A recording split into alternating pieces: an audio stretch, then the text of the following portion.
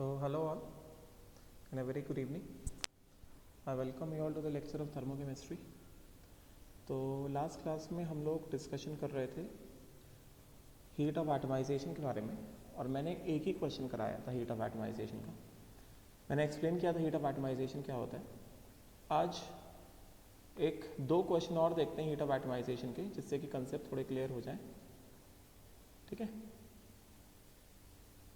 And फिर हम लोग आगे बढ़ेंगे नेक्स्ट एंथैल्पी चेंज की तरफ। ध्यान से देखते हैं क्वेश्चन को। तो क्वेश्चन कहता है, सिंपल क्वेश्चन है। क्वेश्चन कहता है कि standard enthalpy of atomisation of PCl3 is 195 kilo calories per mole. पहले एक statement, standard enthalpy of atomisation of PCl3 gas is 195 kilo calories per mole. मतलब क्या? पहला इंफॉर्मेशन जो दिया है एटमाइजेशन ऑफ PCl3, तो पहला इंफॉर्मेशन के हिसाब से क्या होगा? First information which is given is atomisation of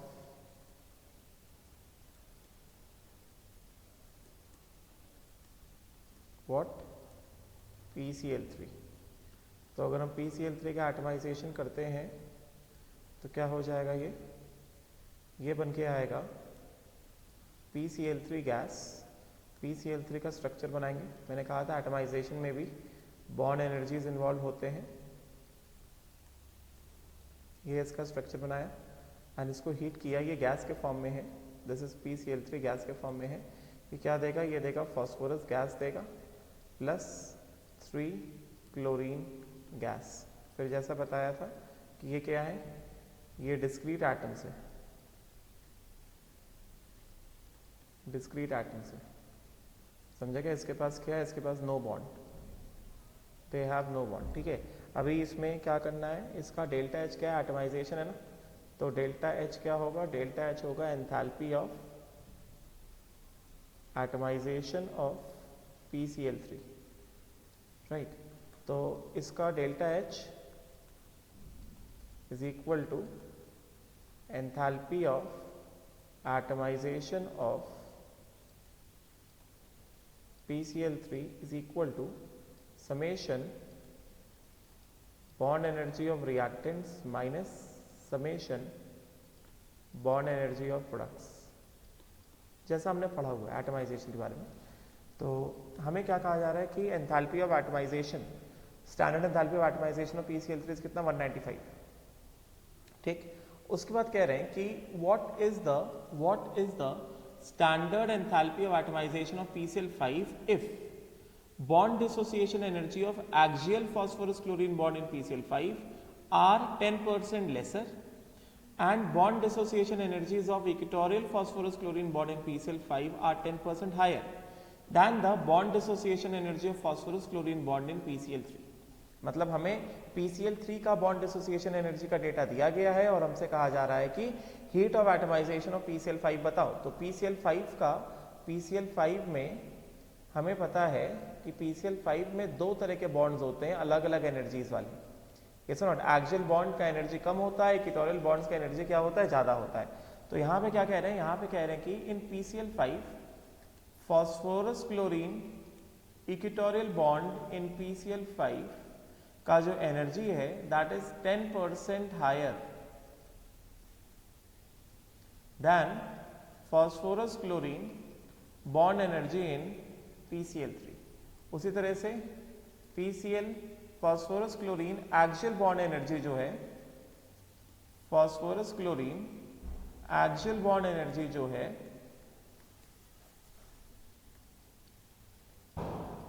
phosphorus chlorine axial bond energy जो है in PCl5, this is 10% lower than phosphorus chlorine bond energy in PCl3।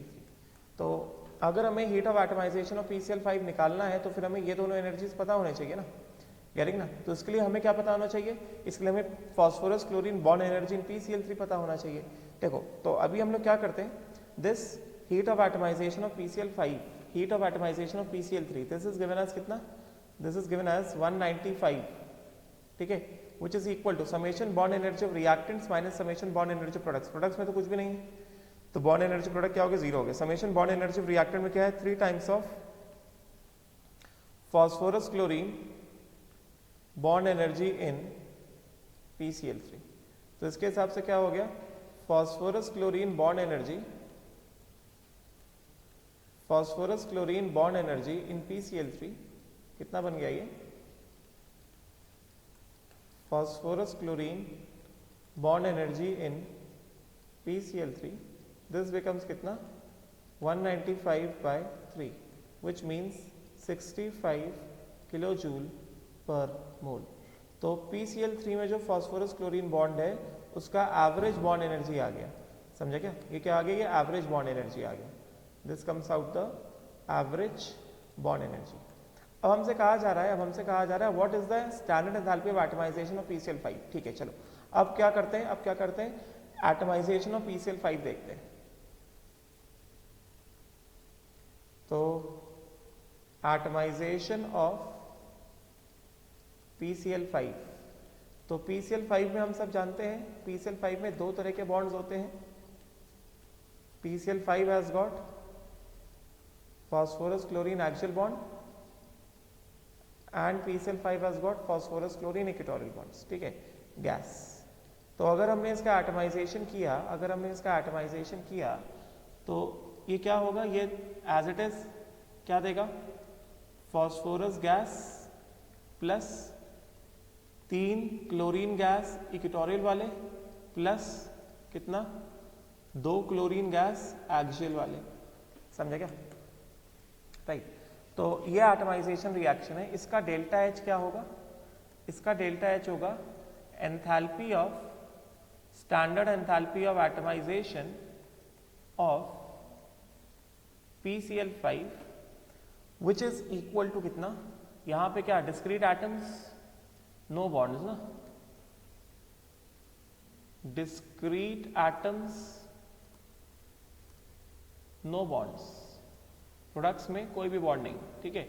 सो ये एटमाइजेशन रिएक्शन, तो एटमाइजेशन रिएक्शन डेल्टा H क्या होगा, enthalpy of atomisation होगा, and this will be equal to कितना, summation bond energy of reactant minus summation bond energy of what, product. तो product में कोई bond तो है नहीं, तो अगर प्रोडक्ट में बॉन्ड नहीं तो प्रोडक्ट का बॉन्ड एनर्जी क्या हो गया, 0 हो गया। तो यहाँ पे रिएक्टेंट में कितने तरह के बॉन्ड्स है, देख के बताओ जरा, रिएक्टेंट में कितने तरह के बॉन्ड्स है, रिएक्टेंट में 1 2 3 1 2 3, ये क्या है, ये इक्वेटोरियल बॉन्ड्स है, दीज आर इक्वेटोरियल बॉन्ड्स। उसके बाद 4 5 दीज आर एक्सियल बॉन्ड्स। तो बॉन्ड एनर्जी ऑफ रिएक्टेंट की बात करेंगे तो इसमें क्या है, इसमें 3 जो है रिएक्टेंट में 3 जो है वो क्या है, फॉस्फोरस क्लोरीन इक्वेटोरियल बॉन्ड है, प्लस 2 जो है वो क्या है, वो फॉस्फोरस क्लोरीन एक्सियल बॉन्ड्स है PCl5 में। सो ये वाला जो टर्म है, this entire combined term will give you the standard enthalpy of atomisation of PCl5, ठीक है। अब हमें डेटा के हिसाब से दिया गया है, डेटा के हिसाब से कहा जा रहा है कि ये जो phosphorus chlorine equatorial bond energy है, this is 10% higher, this is 10% higher with respect to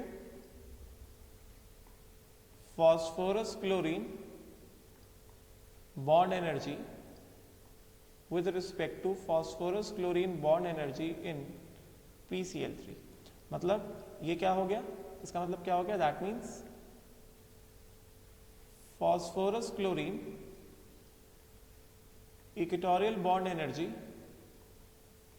in PCl5 is 10% higher, मतलब क्या 1.1 इंटू कितना 10% हायर, मतलब 1.1 into phosphorus chlorine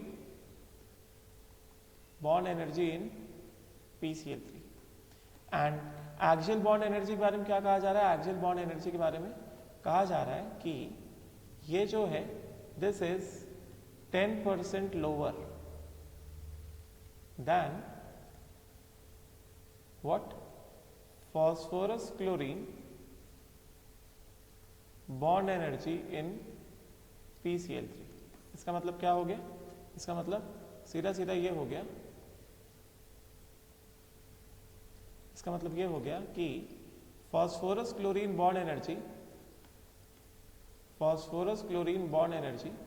of the axial bond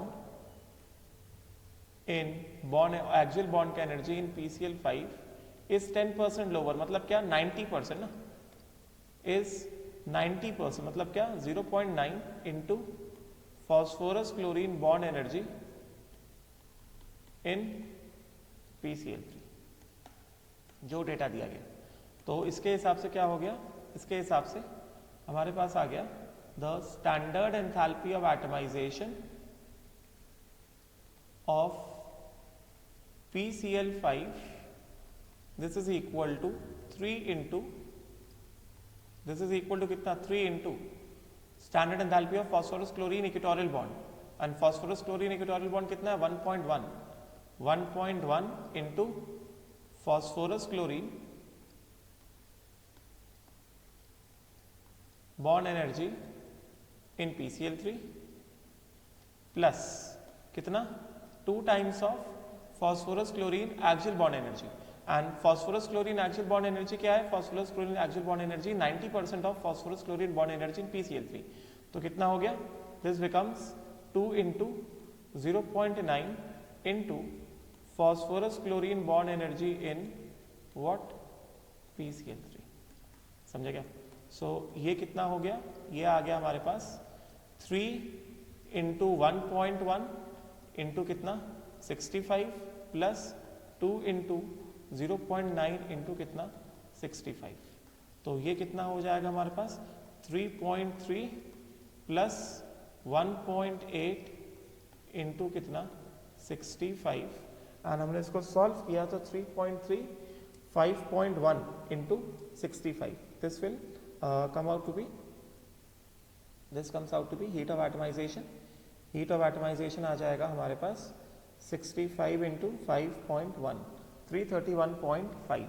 This comes out to be 331.5 kilojoule per mole. तो ये आया हमको enthalpy of, standard enthalpy of atomisation of PCl5. I hope so clear हुआ होगा. Standard enthalpy of atomisation of PCl5 ये आया 331.5 kilo joule per mole. ठीक है, तो आंसर क्या है? 331.5. देखो आंसर मैच हो रहा है क्या? Answer is matching. Answer is कितना? सी पार्ट दिया गया है, C part is 331.5 kilo calories per mole. ठीक है, राइट. नाउ अब उसके बाद फटाफट से हम लोग एक क्वेश्चन और देखते हैं एटमाइजेशन का. उसके बाद हम आगे बढ़ेंगे अगले एंथैल्पी के कंसेप्ट में. चलो ये वाला क्वेश्चन देखते हैं जल्दी से. तो फटाफट से ये वाला क्वेश्चन एक बार देखते हैं. बहुत सिंपल सा क्वेश्चन है ये.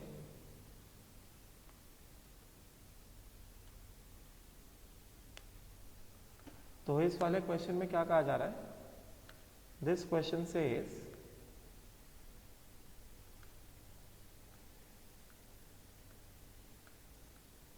the enthalpy of atomization of PH3 is 954 and that of P2H4 is 954 kilojoule per mole and that of P2H4 is 1.485 megajoule per mole. What is the bond enthalpy of phosphorus bond? तो PH3 क्या होता है? PH3 ये structure होगा PH3 का. तो atomisation की बात कर रहे हैं. तो सबसे पहले क्या बताएंगे? Atomisation of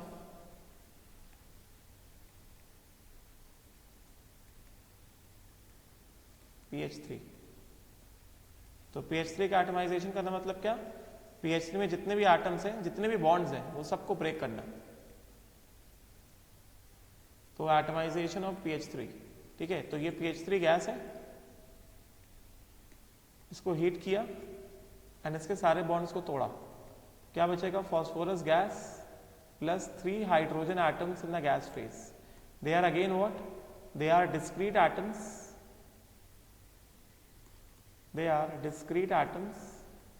and they have got no bonds.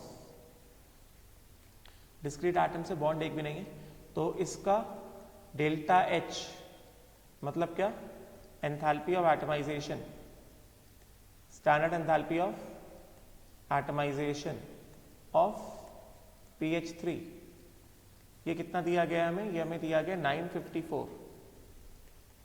954 kilo joule per mole. ठीक है, तो एक बार हम इससे जितना मैक्सिमम इंफॉर्मेशन निकाल सकते हैं पहले वो निकाल लेते हैं। तो इसका एंथैल्पी ऑफ एटमाइजेशन, इसका डेल्टा एच जो है enthalpy of atomisation of PH3, जैसा हमें पता है delta H of the reaction is equal to कितना, summation bond energy of reactants minus summation bond energy of products. तो यहाँ पे प्रोडक्ट्स का बॉन्ड एनर्जी क्या है, 0 है, क्योंकि प्रोडक्ट्स तो में कोई बॉन्ड तो है नहीं।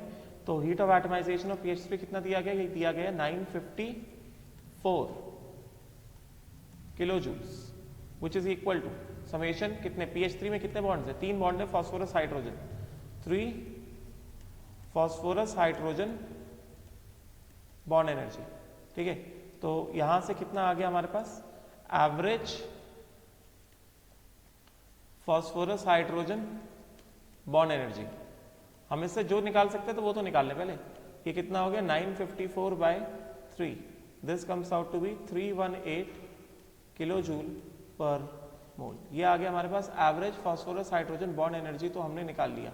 ठीक है, ये हमने average phosphorus hydrogen bond energy निकाल लिया। अब उसके बाद क्या कह रहे हैं, अब उसके बाद बात कर रहे हैं enthalpy of atomisation of P2H4 is 1.485 megajoule per mole. मतलब क्या, 1.485 इंटू 10 की पावर 3 इंटू 10 की पावर 3 जूल पर मोल। मेगा जूल होता मतलब 10⁻6 होता, तो ये कितना हो गया 1485 इंटू 10 की पावर 3 जूल, मतलब क्या 1485 kilo joule per mole,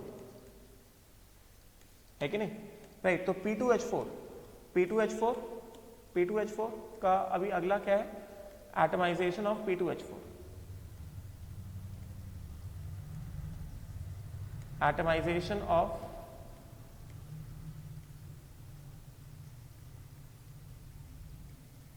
what, P2H4। तो अगर हम लोग बात करते हैं एटमाइजेशन ऑफ P2H4 की, तो इसके हिसाब से क्या हो जाएगा, we have P2H4 gas, P2H4 का स्ट्रक्चर बनाते हैं। स्ट्रक्चर ऑफ P2H4 किस तरह से आएगा, मैंने ऑलरेडी कई बार बताया है। जैसे N2H4 होता है वैसे P2H4 हो जाएगा। जैसे N2H4 होता है हाइड्रोजन, वैसे क्या हो जाएगा, वैसे ही हो जाएगा P2H4।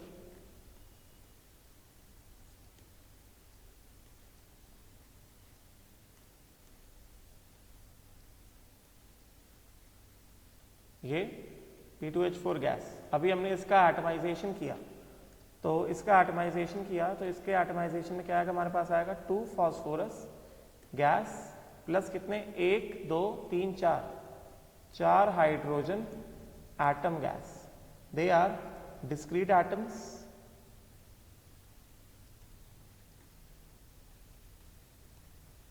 राइट, एंड इनमें क्या है, there is no bond in these atoms. तो अगर इनमें कोई बॉन्ड नहीं है तो बेसिकली इसका, तो इसका ये वाला जो ऊपर रिएक्शन लिखा है, इस वाले रिएक्शन का delta H of the reaction is equal to standard enthalpy of atomisation of this P2H4 and this is given us कितना, अभी हमने देखा 1485, यहां पे देखा हमने 1485 किलो जूल पर मोल।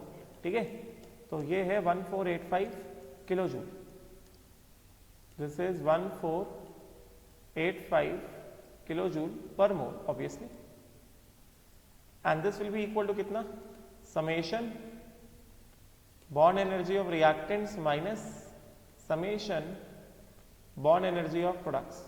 तो प्रोडक्ट्स तो यहाँ पे कोई बॉन्ड है नहीं, तो बॉन्ड एनर्जी प्रोडक्ट क्या हो जाएगा, 0 हो जाएगा। तो इसके हिसाब से कितना हो गया हमारे पास, 1485 इज इक्वल टू कितना, P2H4 में कौन कौन से बॉन्ड्स हैं, 1 2 3 4 हो गए फॉस्फोरस हाइड्रोजन बॉन्ड, 4 हो गए फॉस्फोरस हाइड्रोजन बॉन्ड्स, और एक हो गया क्या, फॉस्फोरस फॉस्फोरस बॉन्ड प्लस कितना, फॉस्फोरस फॉस्फोरस बॉन्ड एनर्जी। तो फॉस्फोरस हाइड्रोजन बॉन्ड का एवरेज बॉन्ड एनर्जी हमने निकाला है, कितना निकाला है, 318 निकाला है। ठीक है, तो ये है हमारे पास 1485 is equal to 4 into 318 plus कितना, फॉस्फोरस फॉस्फोरस बॉन्ड एनर्जी। तो इसके हिसाब से क्या हो गया, 318, इसको इंटू 4 कर दोगे 1272 प्लस कितना, phosphorus phosphorus bond energy which is equal to कितना, 1485। तो इसके हिसाब से फॉस्फोरस फॉस्फोरस बॉन्ड एनर्जी कितना आ गया, ये आ गया 1485 minus 1272 and this will come out to be कितना, this will come out to be, subtract करेंगे सब किलो जूल में है ये सब, एक का निकाला तो किलो जूल पर मोल हो गया, this comes out to be 213 kilo joule per mole. तो phosphorus phosphorus bond energy in P2H4 is कितना, 213 kilo joule per mole. This is the answer. ठीक है, तो मेरे हिसाब से समझ में आया होगा किस तरह से किया है, राइट। अच्छा, अभी उसके बाद now next let us move on to the next concept of enthalpy. Next we have enthalpy of hydration and enthalpy of solution. इसका क्वेश्चन देखना पड़ेगा थोड़ा अच्छे से, कंसेप्चुअल है। So now we move on to enthalpy of hydration and enthalpy of solution. ठीक है, बहुत छोटा सा डिफरेंस है और कई बार लोग इसमें कंफ्यूज भी हो जाते हैं। तो देखो जरा, हाँ चलो लेट अस सी। एटमाइजेशन हो गया हमारे पास, atomisation is done. Now next let us move on to enthalpy of hydration and enthalpy of solution. फिर मैं इसमें एक चीज बताऊंगा। ठीक है, चलो first next we have enthalpy of hydration. तो जैसे ही एंथैल्पी बोला मतलब कि डेल्टा एच, और डेल्टा एच की बात कर दी मतलब क्या, कांस्टेंट प्रेशर।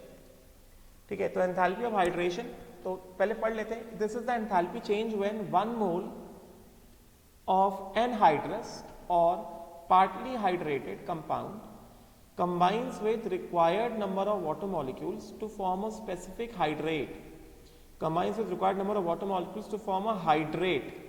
hydrate मतलब क्या, MSO4.XH2O, हमने कई बार देखा ये, at a given temperature and pressure। समझे क्या? तो for example enthalpy of hydration,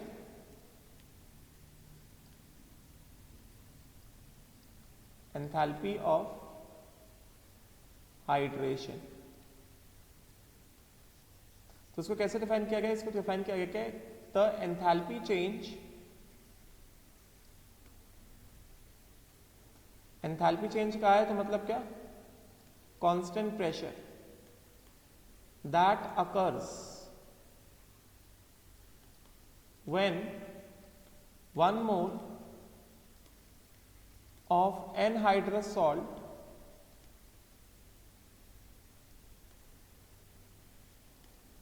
absorbs moisture and forms a hydrated or crystalline salt. ध्यान रहे 1 मोल की बात हो रही है, at a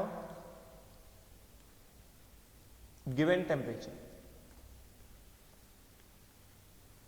at a given temperature. तो जैसे एग्जाम्पल ऑफ हाइड्रेशन रिएक्शंस, जैसे for example of hydration reactions,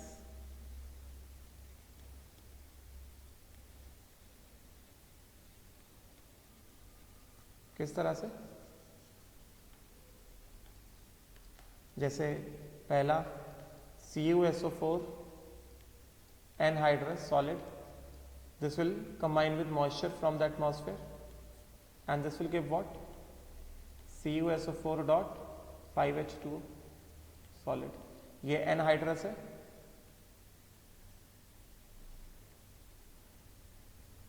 और ये क्या है, ये क्रिस्टलाइन, समझे क्या? इसका डेल्टा एच क्या होगा? Delta H will be enthalpy of hydration, delta H will be enthalpy of hydration of CuSO4 at a given temperature, करेंगे ना, and given pressure, समझे क्या? राइट उसी तरह से जैसे सेकेंड एग्जाम्पल जैसे हमने लिया Na2SO4, ये हमने पढ़ा हुआ है एस ब्लॉक में. This is again what? This is anhydrous.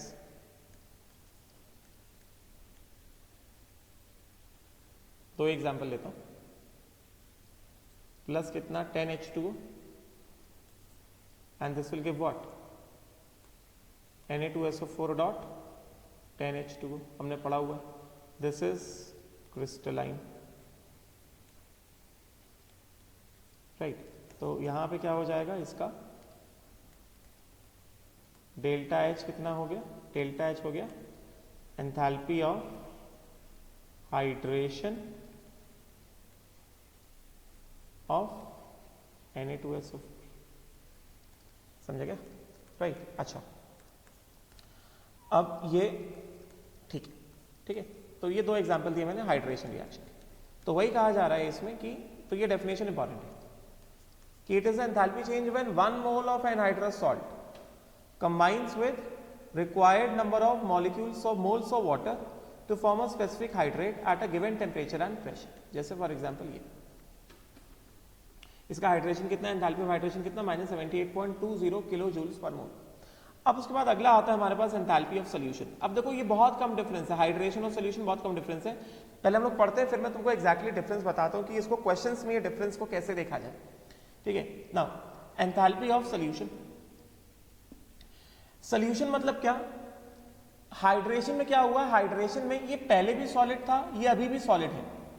मतलब हाइड्रेशन में डिसोसिएशन नहीं होता है. हाइड्रेशन में no dissociation of salt. Hydration में there is no dissociation of salt. ये बस हाइड्रेट बना रहा है. ये जो है क्या बना रहा है? सिर्फ और सिर्फ हाइड्रेट बना रहा है. एनहाइड्रस से क्या हो गया? क्रिस्टलाइन हो गया. समझे क्या? बस यही है. एनहाइड्रस से क्या बन गया? ये क्रिस्टलाइन बन गया. ठीक है. अच्छा अब उसके बाद एंथैल्पी ऑफ सॉल्यूशन की अगर हम बात करते हैं तो सॉल्यूशन मतलब क्या? सॉल्यूशन मतलब क्या? ड्राई सॉल्ट लिया, उसको पानी में डाला और उसका सॉल्यूशन बन गया. मतलब क्या? It is the enthalpy change when 1 mole of a substance is dissolved in the specified amount of solvent. Generally solvent किसमें? एक्सेस में होगा. Under given conditions of constant temperature and pressure, क्योंकि एंथैल्पी है तो प्रेशर तो constant रहने वाला है. when the large value of volume of solvent is taken, the enthalpy change is known as enthalpy of solution at infinite dilution. तो मतलब देखो जैसे ये NaCl को हमने क्या किया? पानी में डाला तो पानी में वो डिसॉल्व हो गया. डिसोल्यूशन, एंथैल्पी ऑफ सॉल्यूशन और enthalpy of dissolution. Enthalpy of solution और एंथैल्पी ऑफ डिसोल्यूशन. बात समझेगा? Either of the things we can say. और एंथैल्पी ऑफ डिसोल्यूशन. डिसॉल्व जब हुआ है उस समय कितना एंथैल्पी चेंज आया है, कितना एनर्जी चेंज आया है at constant temperature and pressure.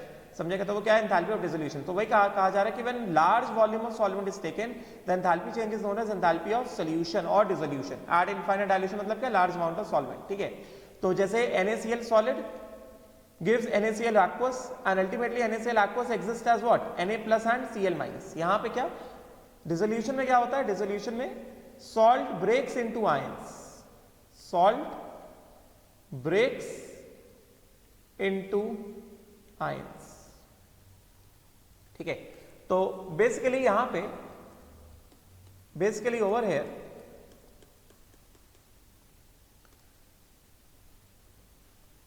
Dissolution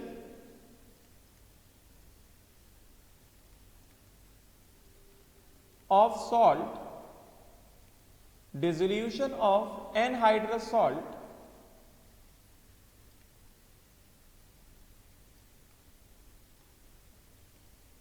occurs as dissolution of anhydrous salt occurs as step 1. सबसे पहले hydration of anhydrous salt, hydration of anhydrous salt, जैसे for example if hydrate exist, अभी हमने पढ़ा है कि इफ हाइड्रेट एग्जिस्ट, अगर hydrate exist करता है तभी, जैसे कुछ कुछ सॉल्ट होते हैं जो हाइड्रेट एग्जिस्ट नहीं करता है, जैसे हमने पढ़ा है LiCl.2H2O, उसके बाद ग्रुप 1 में NaCl हाइड्रेट नहीं बनाता, KCl हाइड्रेट नहीं बनाता, RbCl हाइड्रेट नहीं बनाता, CaCl हाइड्रेट नहीं बनाता। तो अगर हाइड्रेट एग्जिस्ट करता है तो सबसे पहले डिसोल्यूशन में क्या होगा, डिसोल्यूशन में dissolution of anhydrous salt occurs as, सबसे पहला स्टेप होता है हाइड्रेशन ऑफ एनहाइड्रस सॉल्ट। अगर only if hydrate exist, only if hydrate exist, जैसे for example CuSO4 solid, this will combine with 5 water and this will give what, CuSO4.5H2O। समझे क्या, ये भी कैसा है, सॉलिड है। तो इसका डेल्टा H क्या है, इसका डेल्टा H क्या है, इसका डेल्टा H है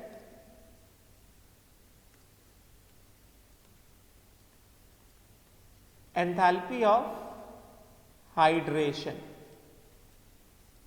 और यहां पे क्या, बस ऐसे salt, and this is always कैसा, negative. Enthalpy of hydration this is generally कैसा, दिस इज जनरली नेगेटिव, समझेगा।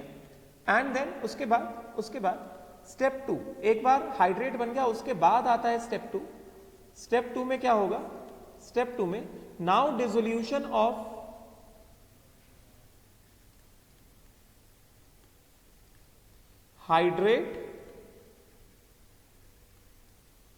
Hydrated salt,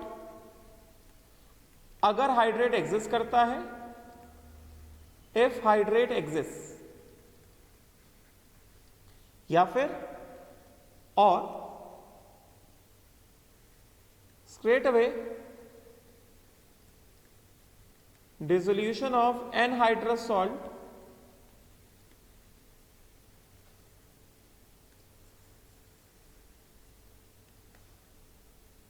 if hydrate exists,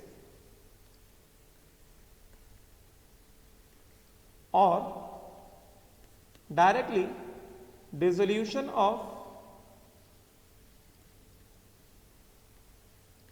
anhydrous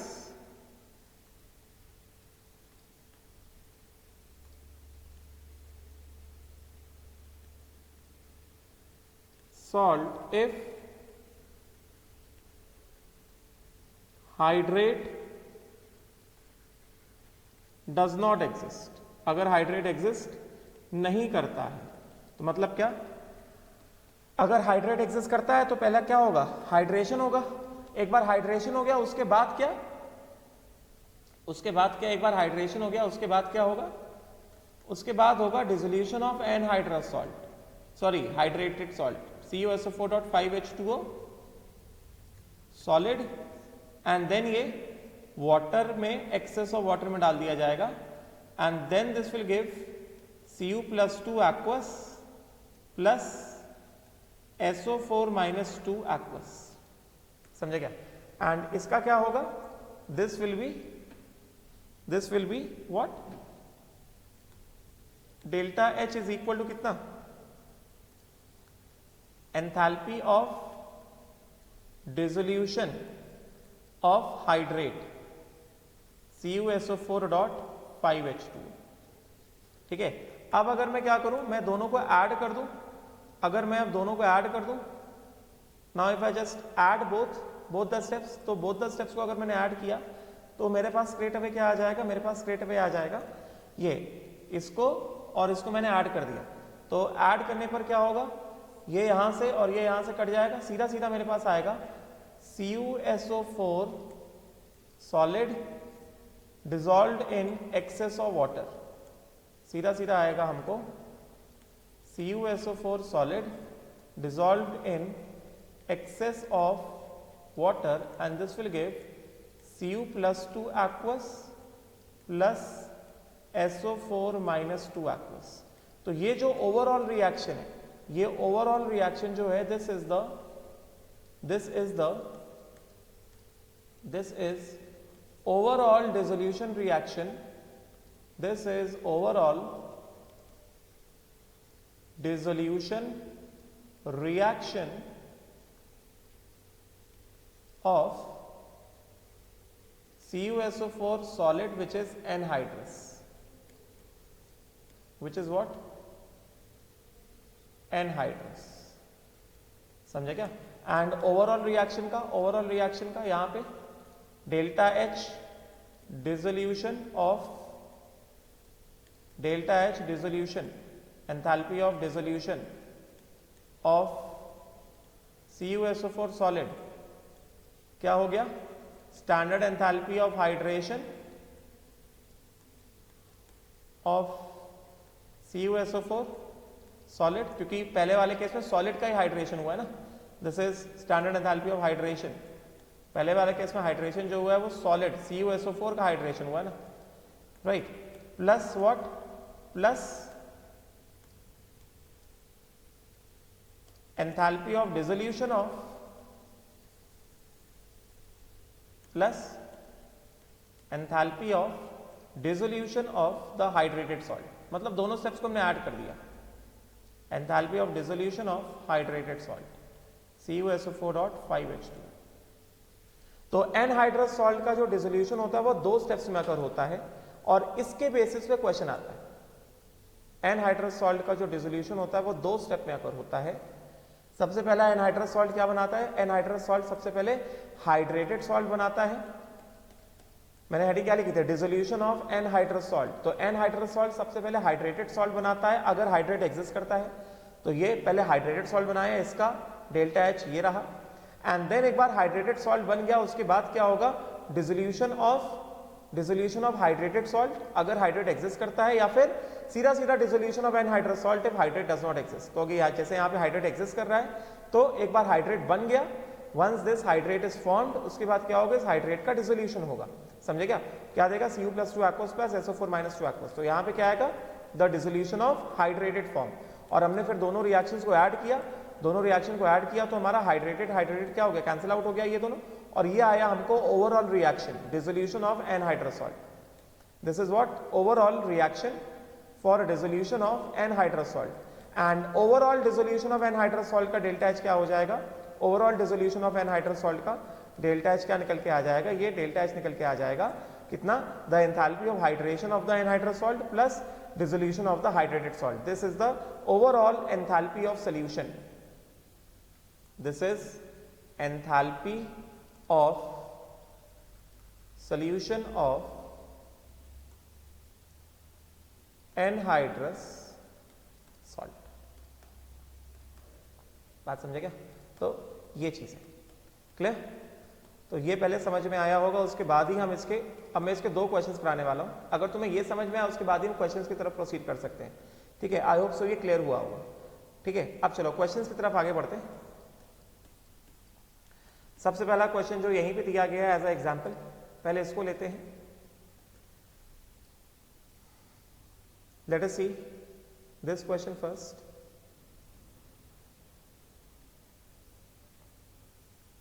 ध्यान देना है इसमें, अच्छा क्वेश्चन है, कंसेप्चुअल क्वेश्चन है, ऐसा क्वेश्चन पूछा जाता है।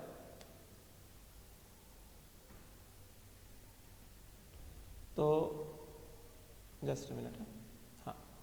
तो यहां पे क्या कहा जा रहा है, यहां पे कहा जा रहा है कि it is being said over here that 100 gram of anhydrous CuSO4 when dissolved in excess of water, 100 gram of anhydrous CuSO4 when dissolved in excess of water produces 42 kilojoules of heat। मतलब पहली वाली line क्या बता रही है, पहली वाली line is saying what 100 gram of CuSO4 when dissolved in excess of water. Excess of water मतलब क्या, डिसोल्यूशन, करेंगे ना, मतलब CuSO4 क्या एनहाइड्रस है ना, तो मतलब पहले वाली लाइन ये बता रही है कि CuSO4 सॉलिड को हमने एक्सेस ऑफ वाटर में डाल दिया तो क्या आएगा, Cu+2 aqueous plus SO4 -2 aqueous, right. And इसमें डेल्टा H क्या होगा, ये हमने 100 ग्राम जो लिया, इसको मैं स्टैंडर्ड एंथैल्पी ऑफ डिसोल्यूशन नहीं लिख रहा हूं क्योंकि standard enthalpy of dissolution is for 1 मोल, ये 1 मोल नहीं है। इसका डेल्टा H कितना है, इसमें कितना, -42। फिर क्या कह रहे हैं, the same amount when the same amount of hydrated salt, मतलब when 100 gram of hydrated salt is dissolved in large excess of water then 4.6 kilo joule of heat is absorb. तो अभी सेकंड वाला पॉइंट क्या कह रहा है, second वाला point कह रहा है डिसोल्यूशन ऑफ हाइड्रेटेड सॉल्ट, मतलब CuSO4.5H2O का अगर हमने अब डिसोल्यूशन किया तो भी ये क्या देगा, ये वाटर इन एक्सेस, तो भी क्या आएगा, Cu+2 aqueous plus SO4 -2 aqueous, समझेगा। बट अभी यहां पे जो हीट चेंज आया है इसको मैं स्टैंडर्ड हीट नहीं है क्योंकि ये क्या है, ये 100 ग्राम है, दिस इज नॉट 1 मोल। 1 मोल होता तो मैं लिखता क्या, स्टैंडर्ड लिखता, यहां पे मैं स्टैंडर्ड नहीं लिख रहा हूं। बस ऐसे ही इस वाले रिएक्शन में जो डेल्टा H है वो है कितना है यहां पे, प्लस 4.6 किलो जूल। अब कहा जा रहा है कि what is the heat of hydration of CuSO4, ठीक है। चलो, तो एक तरह से डिसोल्यूशन की बात हो रही है, हमें निकालना heat of hydration of CuSO4, तो मैंने दोनों बता दिए कि क्या क्या कहा जा रहा है। तो डिसोल्यूशन की बात हो रही है तो हमने देखा है डिसोल्यूशन ऑफ एनहाइड्रस सॉल्ट, मैंने क्या बताया, डिसोल्यूशन ऑफ एनहाइड्रस सॉल्ट, सबसे पहला जो इंफॉर्मेशन दिया गया है, तो सबसे पहला इंफॉर्मेशन क्या दिया गया है, सबसे पहला इंफॉर्मेशन दिया गया है डिसोल्यूशन ऑफ CuSO4 सॉलिड। सबसे पहला इंफॉर्मेशन में ये दिया गया डिसोल्यूशन ऑफ CuSO4 सॉलिड। इसका जो डिसोल्यूशन है किस तरह से है, ये CuSO4 solid gives copper +2 aqueous plus SO4 -2 aqueous। इसको हमने क्या किया, इसको हमने डाला पानी में, और ये क्या है, ये एक्सेस ऑफ वाटर। अब ध्यान देना यहां भी ये कितना दिया गया, ये 100 ग्राम दिया गया, 100 ग्राम है, ठीक है। हम लोग, मैं पहले बता देता हूं, मोलर मास ऑफ CuSO4 ये 100 ग्राम है, 1 मोल नहीं है। मोलर मास ऑफ CuSO4 कितना होता है, मोलर मास ऑफ CuSO4 होता है कितना, कॉपर होता है 63.5 प्लस सल्फेट होता है 96, तो ये हो गया 159.5। And molar mass of CuSO4.5H2O कितना होगा, मतलब CuSO4 का मास 159.5 प्लस 5 वाटर का मास कितना 90, ये कितना हो गया 249.5 ग्राम्स में, समझे क्या। तो इसके हिसाब से इसके मोल्स कितने आ गए, मोल्स ऑफ CuSO4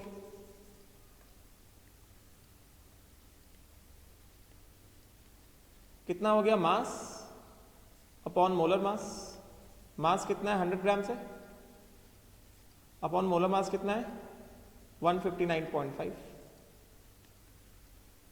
ठीक है। तो इस वाले रिएक्शन में जो हीट रिलीज हुआ है, हीट जो रिलीज की बात कर रहे हैं, ये कौन सी हीट रिलीज की बात कर रहे हैं, 42 किलो जूल ऑफ हीट जो रिलीज हुआ है, ये 100 ग्राम के लिए रिलीज हुआ है, ध्यान रहे 100 ग्राम के लिए रिलीज हुआ है, ये स्टैंडर्ड हीट ऑफ डिसोल्यूशन नहीं है, समझेगा। ये जो हीट रिलीज हुआ है, this delta H for 100 gram of CuSO4 कितना है, delta H for 100 gram of CuSO4 कितना है, -42 किलो जूल्स, ठीक है। तो यहां से हम लोग स्टैंडर्ड एंथैल्पी ऑफ डिसोल्यूशन तो निकाल ही सकते हैं, standard enthalpy of dissolution of CuSO4 solid, ये किसके लिए होता है, ये होता है 1 मोल के लिए, समझे क्या?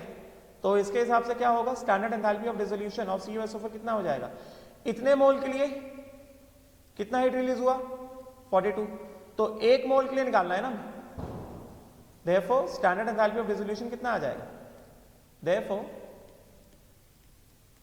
The standard enthalpy of dissolution of CuSO4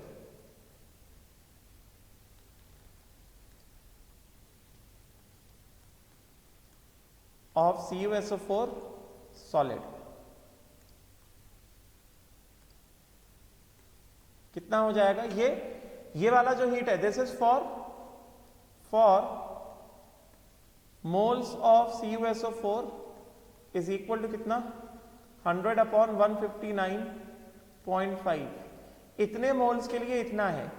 तो ये किसके लिए होता है, दिस इज फॉर 1 मोल ना, for 1 mole of CuSO4 solid, तो 1 मोल के लिए कितना होगा -42 इंटू कितना 159.5 डिवाइडेड बाय कितना 100, यूनिटरी मेथड है ना, गेटिंग ना, सीधा सीधा सीधा सीधा ये क्या हो जाएगा -42 डिवाइडेड बाय कितना मोल्स ऑफ CuSO4, पर मोल निकालना है ना, divided by moles of CuSO4 solid, तो कितना हो गया, यहां से हो गया ये -42 अपॉन कितना, ये हो गया मोल्स कितना है 100 डिवाइडेड बाय 159.5, तो ये हो गया कितना, the standard enthalpy of dissolution, the standard enthalpy of dissolution of CuSO4 solid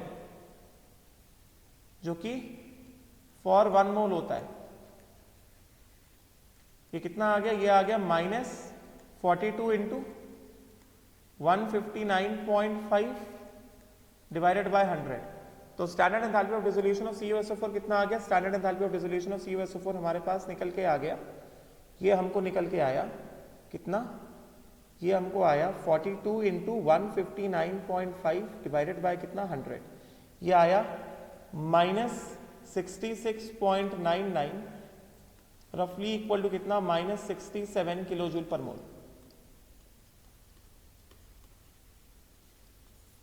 इतना। तो ये तो हमने निकाला, हमने सिर्फ CuSO4 का तो निकाले, क्योंकि हम लोग जो भी कैलकुलेशन करते हैं हम लोग पर मोल के लिए करते हैं ना, क्योंकि हमें निकालना क्या है, हमें निकालना है we have to find out the heat of hydration of CuSO4, तो heat of hydration of CuSO4 क्या होगा, हीट ऑफ हाइड्रेशन CuSO4 क्या होगा, पर मोल के लिए निकालो, वही एक कांस्टेंट रहेगा, पर मोल निकालना रहेगा ना, समझे क्या?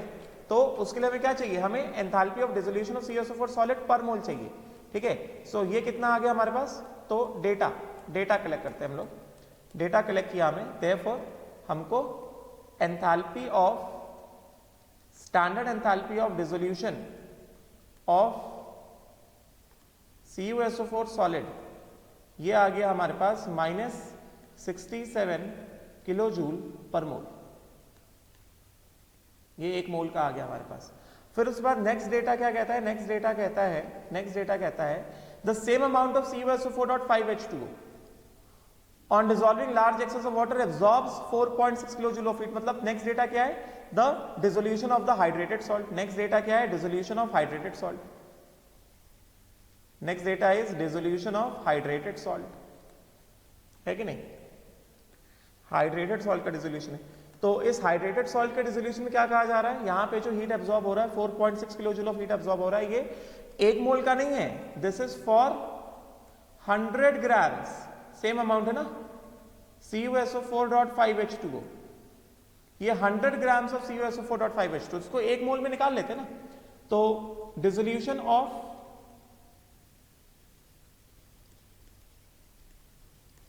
क्या CuSO4.5H2O मतलब dissolution of the hydrated salt, इसका रिएक्शन क्या बनेगा, इसका रिएक्शन बनेगा CuSO4.5H2O सॉलिड, इसको डिसॉल्व किया एक्सेस ऑफ वाटर में, दिस इज 100 ग्राम्स, तो इसके मोल्स कितने हो गए 100 upon mass upon molar mass. इसका मोलर मास मैंने निकाला कितना 249.5। मोलर मास निकाला कितना 249.5 एंड दिस ये मोल्स है। इसका डिसोल्यूशन करोगे एक्सेस ऑफ वाटर में डालो क्या आएगा, ये देगा Cu+2 aqueous plus SO4 -2 aqueous. समझे क्या? तो इसके हिसाब से यहां पे इसका जो डेल्टा एच है स्टैंडर्ड हीट नहीं है, सिर्फ डेल्टा एच, मतलब इस गिवन रिएक्शन में डेल्टा एच कितना है, एब्जॉर्ब्स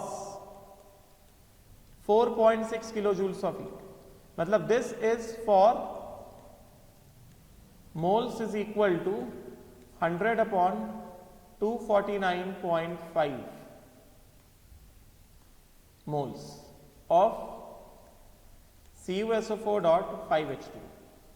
तो ये इतने मोल्स के लिए गेटिंग ना। तो हमें क्या करना है, एक मोल के लिए निकाल लें गेटिंग, उसके बाद हम लोग एंथैल्पी ऑफ हाइड्रेशन निकाल देंगे।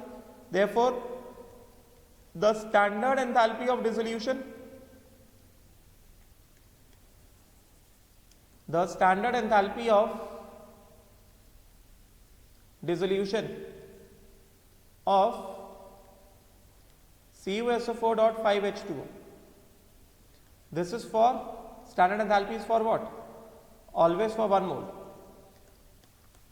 इतने मोल्स के लिए कितना है +4.6, तो एक मोल के लिए कितना होगा, दिस इज इक्वल टू कितना, गिवन रिएक्शन में जो डेल्टा एच है अपॉन मोल्स कितना हो गया +4.6 अपॉन मोल्स कितना है 100 अपॉन 249.5। तो ये कितना आ गया, ये आ गया 4.6 इंटू कितना 249.5 डिवाइडेड बाय 100। ये प्लस में है, तो अगर ये प्लस में है तो कितना हो गया 4.6 इंटू 249.5, तो ये हो गया 4.6 इंटू 249.5 डिवाइडेड बाय 100। ये आ गया कितना 11.477 किलो जूल पर मोल। समझे क्या? This is enthalpy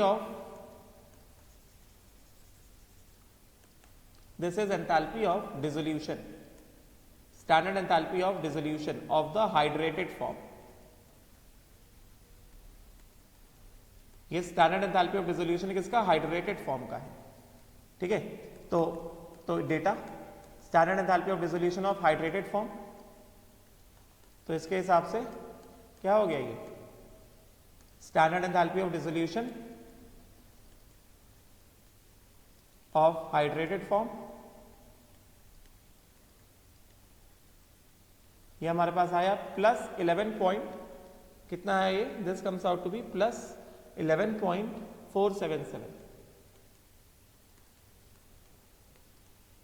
kilo joule per मोल। अब हमको निकालना है क्या, अब हमारे पास दोनों डेटा आ गए, अब हमको निकालना है क्या, now we have to find out the hydration enthalpy of CuSO4 to calculate. अब कंसेप्ट में आ जाते हैं, to calculate hydration enthalpy, standard hydration enthalpy of CuSO4 solid. ठीक है, तो किस तरह से किया जाएगा, हमें पता है dissolution of CuSO4 occurs in how many steps, 2 steps। Dissolution of CuSO4 solid occurs in 2 steps। पहला स्टेप क्या है, पहला स्टेप है हाइड्रेशन ऑफ CuSO4 सॉलिड। तो CuSO4 सॉलिड का हाइड्रेशन क्या होगा, CuSO4 सॉलिड प्लस कितना 5H2O, और ये क्या देगा CuSO4.5H2O। ठीक है, इसका डेल्टा एच क्या होगा, इसका डेल्टा एच होगा एंथैल्पी ऑफ हाइड्रेशन। ये हमें निकालना है, ये हमें नहीं पता। इसका डेल्टा एच क्या है, इसका डेल्टा एच है enthalpy of hydration of CuSO4।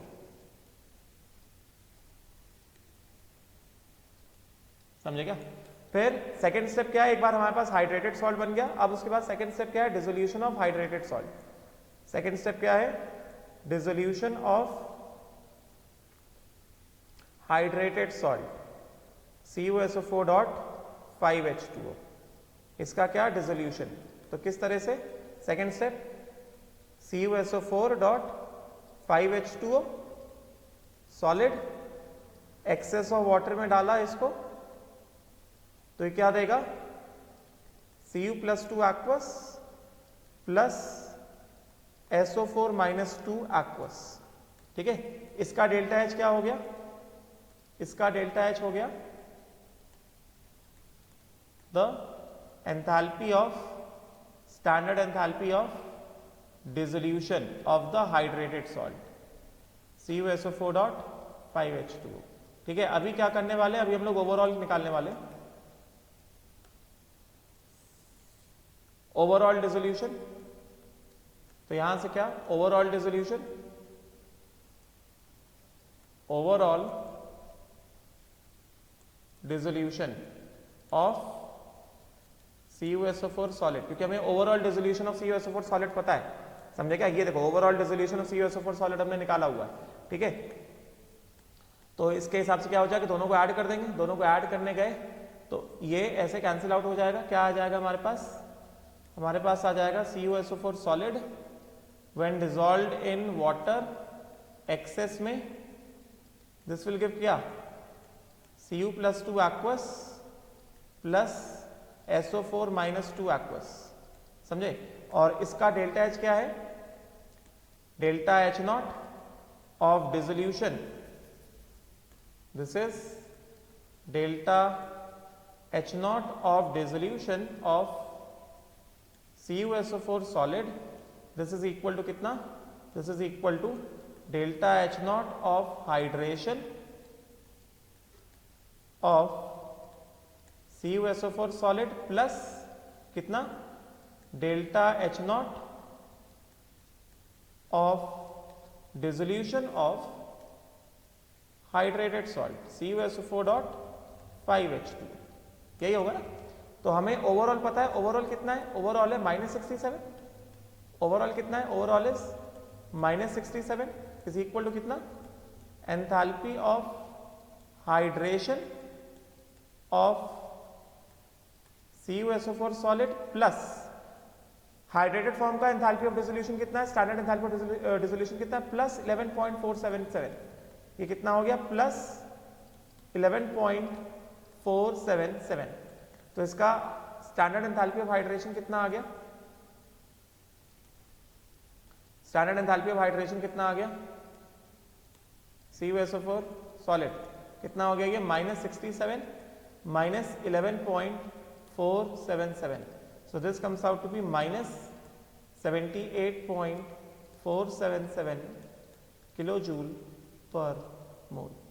This is the answer, the standard enthalpy of hydration of CuSO4 solid. ये क्या है, this is the answer. तो this is minus 78.477 kilojoule per mole, ये हमारा आंसर है। Let us match the answer.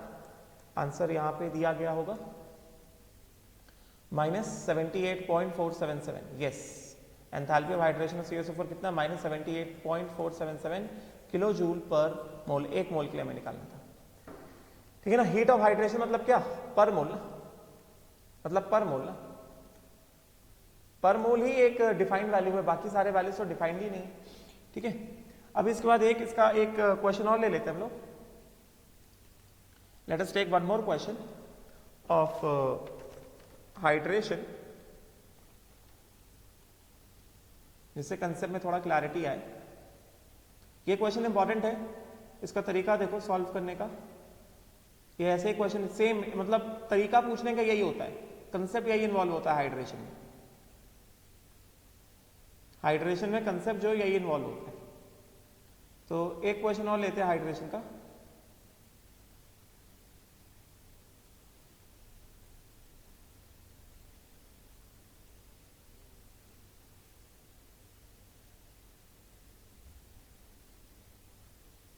हाँ, simple question. तो इसके हिसाब से वी हैव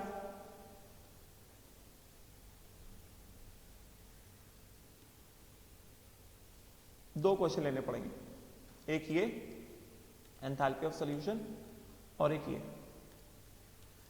तो क्वेश्चन नंबर 16 क्या कह रहा है, चलो पहले क्वेश्चन नंबर 16 देखते हैं, फिर क्वेश्चन नंबर 18 में आएंगे हम लोग।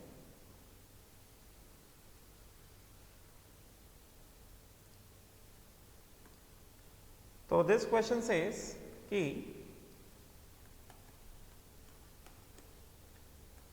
Question says enthalpy of solution of anhydrous CuSO4 is -15.9 kilo calories.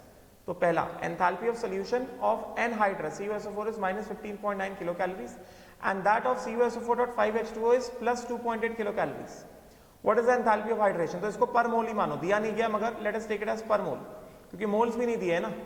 पिछले वाले क्वेश्चन जैसे मोल्स दे दिए गए थे, वो 100 ग्राम के लिए था तो हमने 100 ग्राम मतलब मोल निकाला, फिर जो हीट दिया था उसको हमने कन्वर्ट किया था स्टैंडर्ड हीट में, गेटिंग ना। तो दिस इज पर मोल मान लो, this is also per mole and this is also per mole. Find the enthalpy of hydration of CuSO4। तो dissolution of solution of anhydrous CuSO4, तो मतलब कंसेप्ट भाई अभी फटाफट करता हूं। Dissolution of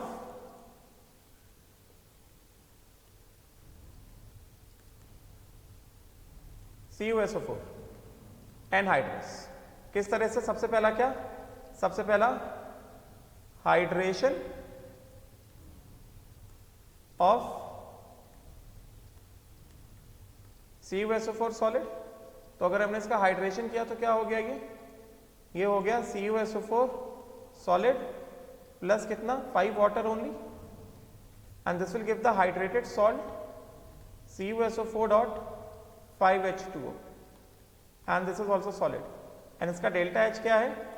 delta H is the enthalpy of hydration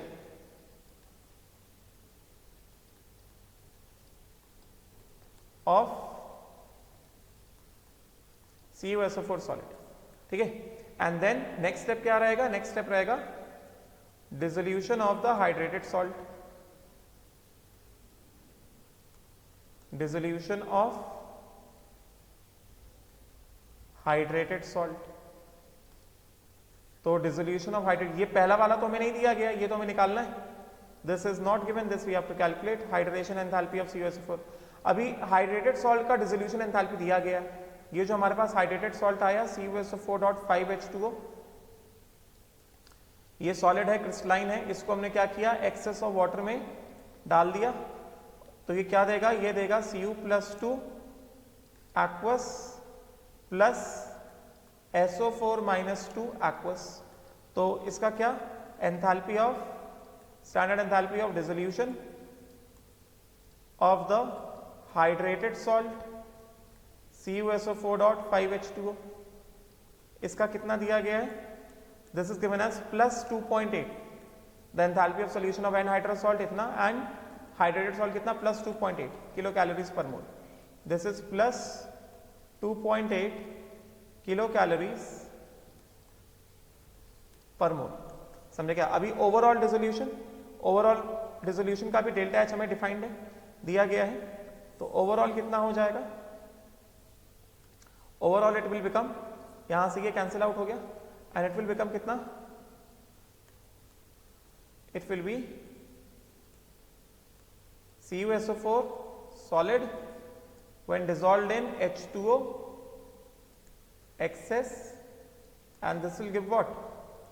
Cu+2 aqueous plus SO4-2 aqueous, ठीक है। एंड ये क्या हो जाएगा? Enthalpy of dissolution of what? CuSO4 solid.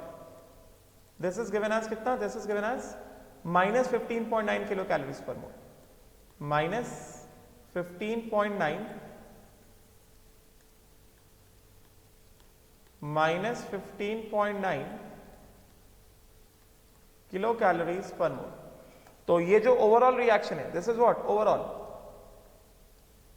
This is overall dissolution of CuSO4 solid. तो ये जो हमारे पास ओवरऑल रिएक्शन है, इसके ओवरऑल रिएक्शन का standard enthalpy of dissolution of CuSO4 solid is equal to कितना? Standard enthalpy of hydration of CuSO4 solid plus कितना, standard enthalpy of dissolution of CuSO4 dot 5H2O। इस तरह से 2 स्टेप में होता है ना। तो ये दिया गया है -15.9, दिस इज -15.9 किलो कैलोरीज।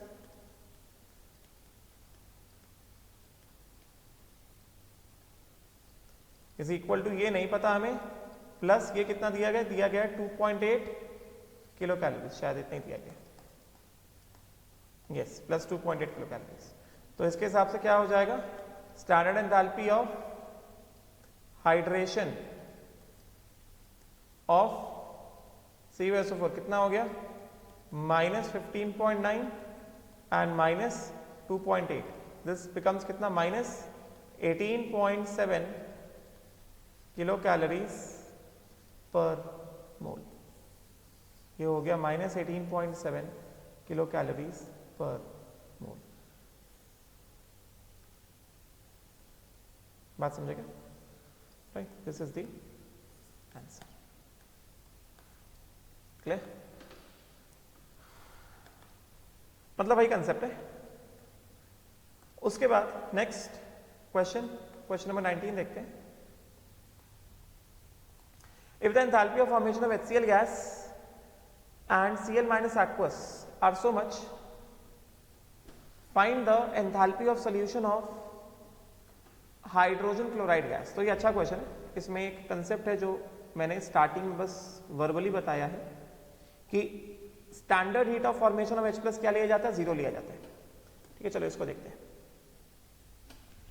हमें क्या दिया गया है, हमें दिया गया है the enthalpy of formation of HCl gas, enthalpy of formation of HCl gas and Cl minus aqueous are -92.3 and -167.44 kilojoule per mole. Find the enthalpy of solution of HCl gas. तो हमें निकालना क्या है, to calculate, we have to calculate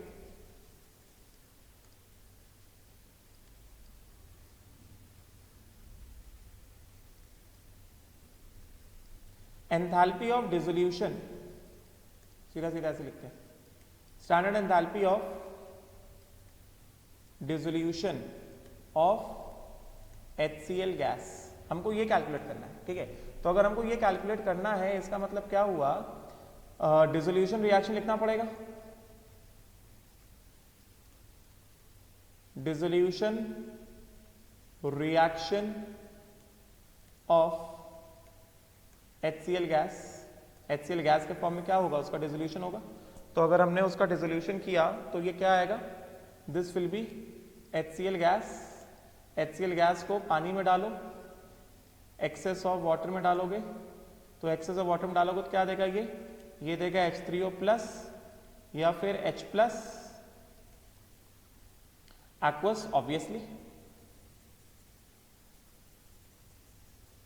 this will B H3O plus aqueous या फिर H plus aqueous plus कितना, Cl minus aqueous. ठीक है, तो ये क्या है, this is the dissolution reaction of HCl gas, this is dissolution reaction of HCl gas. HCl gas का ये डिसोल्यूशन रिएक्शन है। तो इसका जो डेल्टा H है, delta H of the reaction, this is what, reaction का जो डेल्टा H है, this is equal to standard enthalpy of dissolution of HCl gas and this thing is equal to कितना, summation heats of formation of, क्योंकि मैं data में heat of formation दिया है, product minus summation heat of formation of reactant। समझे क्या? तो यहां पे क्या है हमारे पास, this standard enthalpy of dissolution of HCl gas, standard enthalpy of dissolution of HCl gas this is equal to कितना, this is equal to the summation of products, heat of formation products में क्या क्या है हमारे पास, products में हमारे पास H3O प्लस या H प्लस कुछ भी कहो एंड Cl माइनस है, तो ये क्या होगा, this will be equal to standard heat of formation of H3O plus plus कितना, plus standard heat of formation of Cl minus, minus क्या चीज, standard heat of formation of reactant. Reactant में क्या है हमारे पास, HCl गैस है, ठीक है, देख सकते हो रिएक्टेंट में HCl गैस है। और मैंने क्वेश्चन में जब मैं स्टार्टिंग में थ्योरी पढ़ा रहा था मैंने बताया था कि standard heat of formation of H3O plus क्या लेते हैं, 0 लेते हैं, ठीक है। तो इसमें इंपॉर्टेंट मैं बता देता हूं कि ये जो H3O प्लस है मैंने पहले ही बताया हुआ है कि standard heat of formation of H3O plus हम लोग क्या लेते हैं, हम लोग 0 लेते हैं, अज्यूम कर लेते हैं, इसको ऐसा अज्यूम किया जाता है कि इसका स्टैंडर्ड हीट ऑफ फॉर्मेशन क्या 0 है। तो ये कितना हो गया, ये हो गया 0 plus standard enthalpy of formation of Cl minus, Cl minus का कितना है standard enthalpy of formation, aqueous में ये रहा माइनस 167.44 एंड HCl का स्टैंडर्ड एंथैल्पी ऑफ फॉर्मेशन क्या है, minus 92.3। So this is minus 167.44, this is कितना, माइनस 167.44 पहला एंड माइनस कितना, standard enthalpy of formation of HCl कितना, माइनस 92.3, दिस इज कितना, this is minus 92.3, this is equal to minus 92.3। तो ये हो गया माइनस 167.44 प्लस कितना 92.3। सो इसको हम सॉल्व कर लेंगे। तो ये मतलब अभी जो क्वेश्चन करा रहा हूँ कंसेप्ट क्लैरिटी वाले क्वेश्चन करा रहा हूँ, माइनस 167.44 प्लस कितना 92.3। तो ये आ गया हमारे पास enthalpy of dissolution of HCl gas minus 75.14, ये किलो जूल्स में दिया है, yes kilo joule per mole, kilo joule per mole. This is standard enthalpy of dissolution, standard enthalpy of dissolution of HCl gas, HCl gas का standard enthalpy of dissolution है ना minus 75.14 kilo joule per mole, ठीक है right. तो इसका एक बार answer match कर लेते हैं। क्वेश्चन नंबर 19 है ये, दिस इज क्वेश्चन नंबर 18 है शायद, यस 18 नंबर क्वेश्चन है, this is question number 18, yes 18 का आंसर है minus 75.14 kilo joule, yes this is correct, book से मैच किया मैंने, ये आंसर एकदम करेक्ट है, ठीक है राइट। नाउ अभी आज का लेक्चर बंद करने से पहले हम लोग एक क्वेश्चन देख लेते हैं, एक अच्छा क्वेश्चन देख लेते हैं। तो ये हाइड्रेशन सोल्यूशन मैंने पढ़ा दिया, नेक्स्ट हमें पढ़ना है एंथैल्पी ऑफ न्यूट्रलाइजेशन, वो मैं नेक्स्ट क्लास में लेने वाला हूँ। तो एक हम लोग एक क्वेश्चन देख लेते हैं, बस एक अच्छा क्वेश्चन है।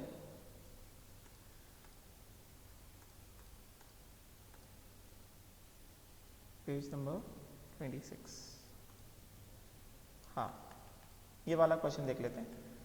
The enthalpy of gas phase trimerisation of 1 mole of gaseous formaldehyde, enthalpy of gas phase trimerisation, हमें ट्राइमराइजेशन कराना है 1 मोल ऑफ गैसियस फॉर्मेल्डिहाइड का, ठीक है। यहाँ पे इक्वेशन लिखा नहीं है तो मैं यहाँ पे इक्वेशन लिख के दे देता हूँ, ट्राइमराइजेशन ऑफ फॉर्मेल्डिहाइड, इक्वेशन दिया गया था यहाँ पे, मैं लिख के दे देता हूँ, trimerisation of formaldehyde,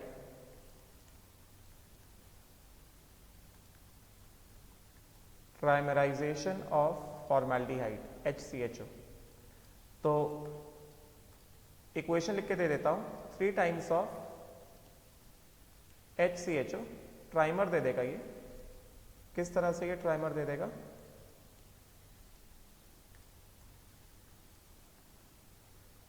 HOH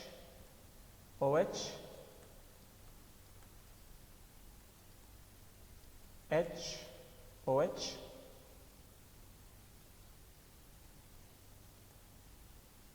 HOH इस तरह से। This is the trimer of formaldehyde. This is trimer of HCHO। ये बॉन्ड्स देख लो जरा, ठीक है। और हमें क्या करना है, we have to find out the enthalpy of gas phase trimerization. मतलब ये जो फॉर्मेल्डिहाइड है गैस में है, और ये भी जो ट्राइमर आएगा ये भी गैस में है, for 1 mole of gaseous formaldehyde. मतलब हमें गैसेस फॉर्मेल्डिहाइड सिर्फ 1 ही मोल चाहिए। We need only 1 mole of gaseous formaldehyde, only 1 mole. समझेगा, इन किलो जूल पर मोल। तो मैंने स्ट्रक्चर बना के दे दिया है, तो हमें सिर्फ 1 मोल चाहिए, तो यहां पे क्या कर दो, तो इसका मतलब क्या, 1 मोल ऑफ गैसेस फॉर्मेल्डिहाइड। तो इसके हिसाब से हम क्या कर देंगे, इसके हिसाब से हम आसानी से देख सकते हैं कि वी नीड ओनली 1 मोल ना, तो delta H of the reaction is equal to summation bond energy of reactants minus summation bond energy of products, because we need only 1 mole of formaldehyde. तो पहले हम लोग ये जो 3 मोल है, इसके लिए 3 मोल के लिए निकाल लेते हैं पहले साफ साफ आसानी से। तो 3 इंटू, पहले हम लोग 3 मोल के लिए निकाल लेते हैं, delta H of trimerisation, delta H for 3 moles of HCHO। HCHO के 3 मोल्स के लिए पहले निकाल लेते हैं, ठीक है, राइट। तो bond energy of reactant. So HCHO का अगर हम स्ट्रक्चर बनाएंगे तो HCHO का स्ट्रक्चर में कैसा दिखाई देगा, ये हमको दिखाई देगा, this is H C double bond O single bond OH, this is the structure of HCHO। समझे क्या, राइट। तो summation bond energy of reactants minus summation bond energy of products, ठीक है। तो इसके हिसाब से क्या हुआ, इसके हिसाब से हो गया इज इक्वल टू, रिएक्टेंट कितने 3 है, तो 3 इंटू रिएक्टेंट में क्या क्या है, carbon hydrogen bond energy plus carbon oxygen double bond energy plus carbon oxygen single bond energy plus oxygen hydrogen bond energy, ये रिएक्टेंट में है। दिस इज विद रिएक्टेंट, ये 3 मोल के लिए, minus bond energy of products. तो product में क्या क्या है, प्रोडक्ट में हमें दिख रहा है कि पहले कार्बन ऑक्सीजन बॉन्ड्स, क्या क्या, carbon oxygen double bond, carbon oxygen single bond, फिर क्या है, कार्बन हाइड्रोजन बॉन्ड दिया गया, ठीक है। फिर उसके बाद यहां पे क्या क्या है, यहां पे हम लोग पहले कार्बन ऑक्सीजन बॉन्ड काउंट करते हैं। कार्बन ऑक्सीजन बॉन्ड कितने, 1 2 3 4 5 6, तो इसमें कितने हो गया, -6 times of carbon oxygen bond energy plus, फिर उसके बाद OH बॉन्ड देख लो जरा कितने हैं, 1 2 3 OH बॉन्ड प्लस कितना, 3 times of oxygen hydrogen bond energy plus, उसके बाद कार्बन हाइड्रोजन बॉन्ड देखो जरा कितने हैं, कार्बन हाइड्रोजन कितने हो गए, 1 फिर ये 2 फिर ये 3, कितना, 3 times of carbon hydrogen bond energy and फिर क्या, कार्बन ऑक्सीजन सिंगल बॉन्ड हमने इंक्लूड कर लिया, कार्बन हाइड्रोजन कर दिया। अच्छा, कार्बन ऑक्सीजन सिंगल बॉन्ड जो OH में भी तो है, carbon oxygen single bond COH भी तो है, तो ये कितने हो गए, 1 2 3, तो total carbon oxygen single bond कितने हो गए, 9, total carbon oxygen single bond हो गए 9, इतना, ठीक है। तो ये 3 मोल के लिए है, तो इसके हिसाब से क्या क्या आ गया, इसके हिसाब से हमारे पास आ गया 3 times of carbon hydrogen, 3 times of carbon hydrogen, ठीक है। तो कार्बन हाइड्रोजन बॉन्ड तो बराबर है हमारे, 3 3 1 2 3। तो इसके हिसाब से यहाँ से कार्बन हाइड्रोजन तो कैंसिल आउट हो जाना चाहिए। फिर उसके बाद 3 OH और ये 3 OH कैंसिल आउट हो जाना चाहिए। बच क्या गया हमारे पास 3 times of carbon oxygen double bond plus 3 times of carbon oxygen single bond minus 9 times of carbon oxygen single bond. तो कार्बन ऑक्सीजन डबल बॉन्ड कितना दिया गया? कार्बन 700 दिया गया, कार्बन ऑक्सीजन सिंगल बॉन्ड दिया है 360, ये दिया है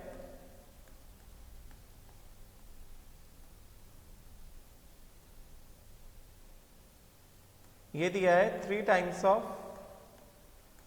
700 प्लस 3 माइनस 9 माइनस 6, ठीक है। तो ये हो गया 3 इंटू 700 माइनस 6 इंटू कितना 360, 6 इंटू कितना 360।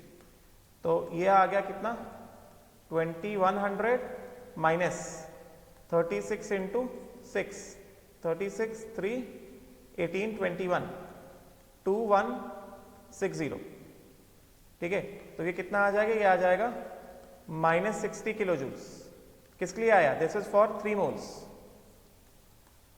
This is for enthalpy of trimerisation for 3 moles, 3 मोल के लिए है। तो 1 मोल के लिए कितना होगा? Therefore for 1 mole of HCHO gas कितना हो जाएगा? Minus 20 kilo joule. Enthalpy of trimerisation, enthalpy of trimerisation, trimerisation for 1 mole of gaseous HCHO, enthalpy of trimerization